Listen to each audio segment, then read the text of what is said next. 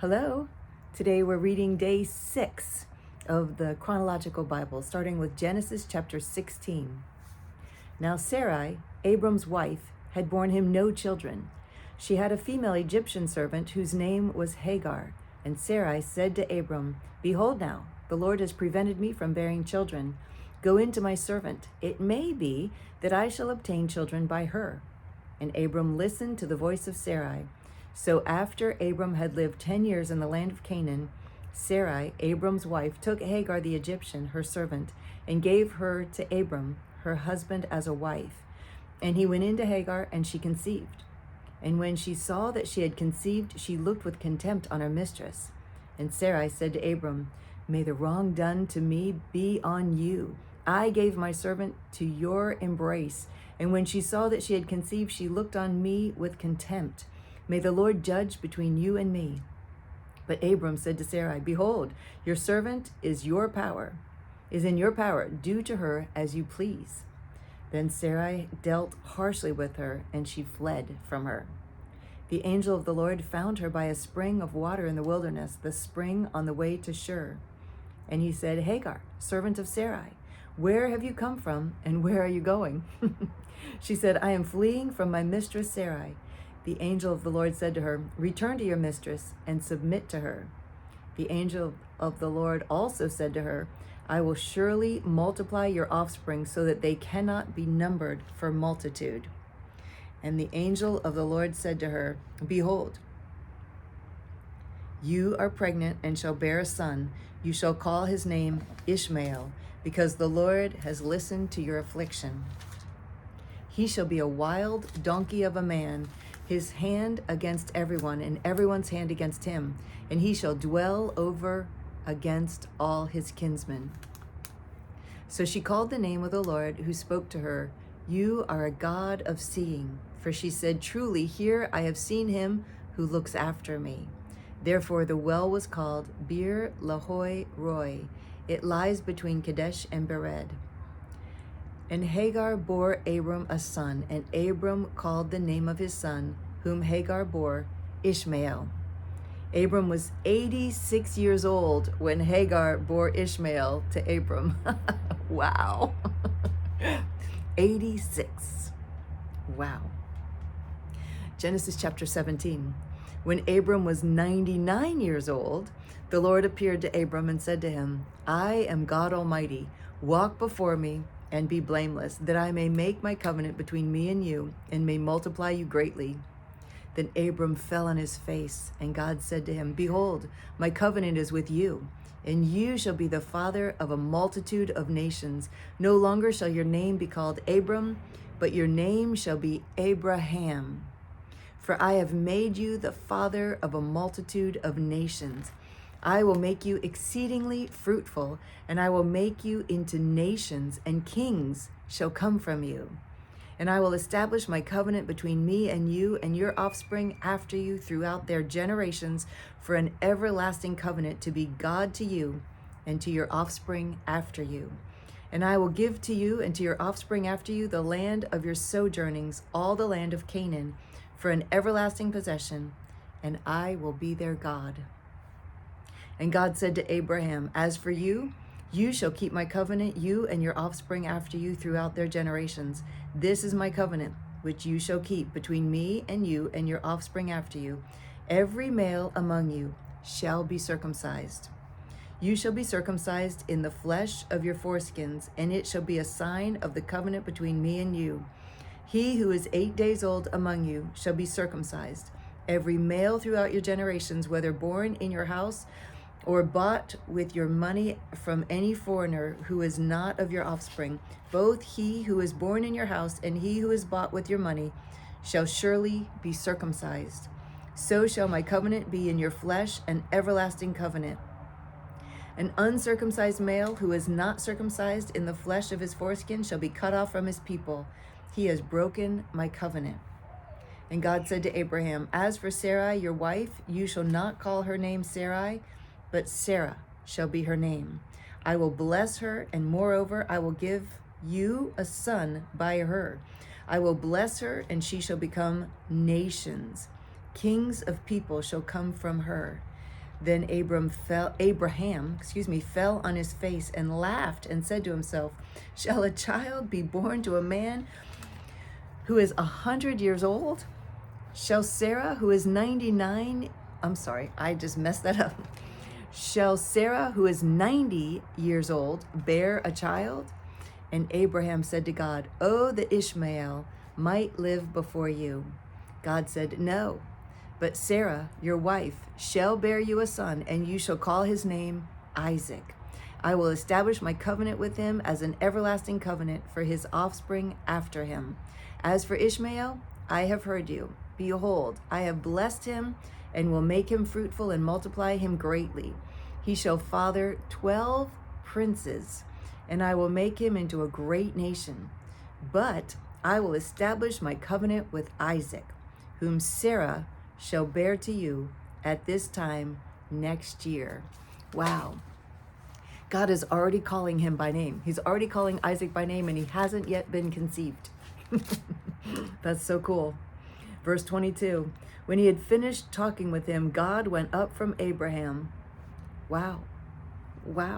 When he had finished talking with him, God went up from Abraham. So God was standing right there with him. That's such a cool point right there. Then Abraham took Ishmael his son, and all those born in his house or bought with his money, every male among the men of Abraham's house, and he circumcised the flesh of their foreskins that very day, as God had said to him. Abraham was 99 years old when he was circumcised in the flesh of his foreskin, and Ishmael his son was 13 years old when he was circumcised in the flesh of his foreskin. That very day, Abraham and his son Ishmael were circumcised, and all the men of his house, those born in the house and those bought with money from a foreigner, were circumcised with him. Chapter 18. And the Lord appeared to him by the oaks of Mamre as he sat at the door of his tent in the heat of the day. He lifted up his eyes and looked, and behold, 3 men were standing in front of him. When he saw them, he ran from the tent door to meet them and bowed himself to the earth and said, O Lord, if I have found favor in your sight, do not pass by your servant. Let a little water be brought, and wash your feet, and rest yourselves under the tree, while I bring a morsel of bread, that you may refresh yourselves. And after that you may pass on, since you have come to your servant. So they said, do as you have said. And Abraham went quickly into the tent to Sarah and said, quick, 3 seahs of fine flour, knead it and make cakes. And Abraham ran to the herd and took a calf, tender and good, and gave it to a young man who prepared it quickly. Then he took curds and milk and the calf that he had prepared and set it before them. And he stood by them under the tree while they ate. They said to him, where is Sarah your wife? And he said, she is in the tent. The Lord said, I will surely return to you about this time next year, and Sarah, your wife, shall have a son. And Sarah was listening at the tent door behind him. Now Abraham and Sarah were old, advanced in years. The way of women had ceased to be with Sarah. So Sarah laughed to herself, saying, after I am worn out and my Lord is old, shall I have this pleasure? The Lord said to Abraham, why did Sarah laugh and say, shall I indeed bear a son now that I'm old? Is anything too hard for the Lord? At the appointed time, I will return to you about this time next year, and Sarah shall have a son.